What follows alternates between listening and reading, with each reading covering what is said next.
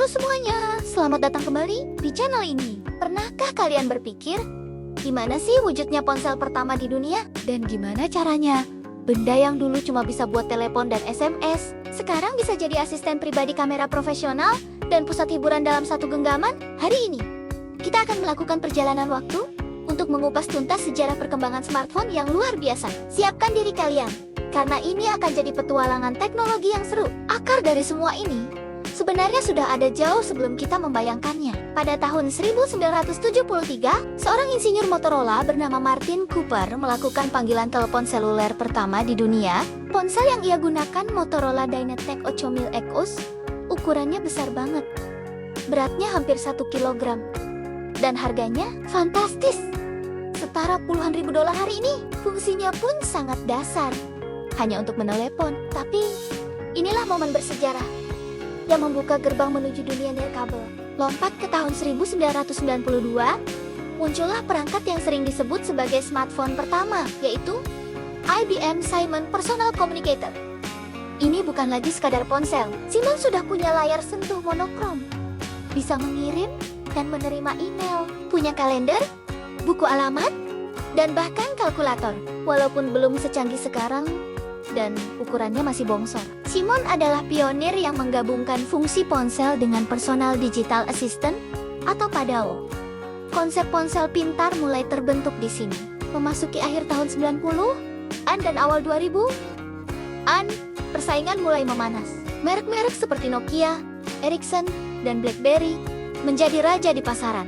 Siapa yang tidak kenal Nokia dengan seri communicator-nya yang punya keyboard QWERTY lengkap saat dibuka, atau BlackBerry yang menjadi simbol status bagi para profesional karena fitur push email dan BlackBerry Messenger (BBM) yang sangat populer pada masanya. Ponsel-ponsel ini mulai memperkenalkan kita pada internet mobile. Meskipun masih terbatas dan lambat, desain pun semakin beragam.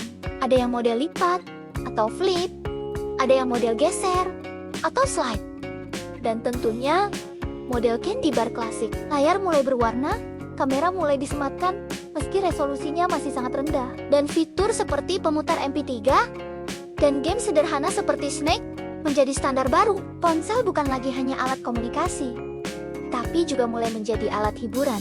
Lalu, sebuah revolusi terjadi. Pada tahun 2007, Steve Jobs naik ke atas panggung dan memperkenalkan iPhone generasi pertama. Ini adalah momen yang mengubah segalanya. iPhone membuang keyboard fisik dan menggantinya dengan layar sentuh kapasitif yang responsif. Ia memperkenalkan sistem operasi yang intuitif, iOS, dan yang terpenting, App Store. Konsep di mana pengguna bisa mengunduh aplikasi untuk menambah fungsi ponsel mereka adalah sebuah terobosan jenius. Tiba-tiba, ponsel kita bisa jadi apa saja yang kita inginkan, hanya dengan mengunduh aplikasi yang tepat. Kehadiran iPhone memicu perang smartphone. Google merespons dengan cepat melalui sistem operasi Android, sebuah platform terbuka yang diadopsi oleh berbagai produsen seperti Samsung, HTC, LG, dan banyak lagi. Persaingan antara iOS dan Android inilah yang mendorong inovasi dengan kecepatan luar biasa. Layar menjadi lebih besar dan lebih jernih, prosesor semakin kencang, kamera semakin canggih hingga bisa menyaingi kamera digital, dan konektivitas internet beralih dari 3G ke 4G yang memungkinkan kita streaming video dengan lancar. Samsung dengan seri Galaxy S Nia menjadi penantang utama Apple, menawarkan layar AMOLED yang memukau dan fitur-fitur inovatif.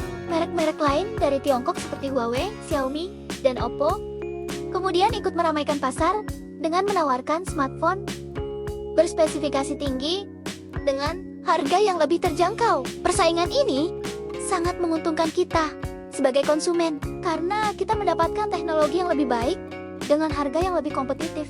Sekarang, kita berada di era smartphone modern. Layar lipat bukan lagi fiksi ilmiah, tapi sudah menjadi produk komersial. Jaringan 5G menjanjikan kecepatan internet yang lebih dahsyat lagi.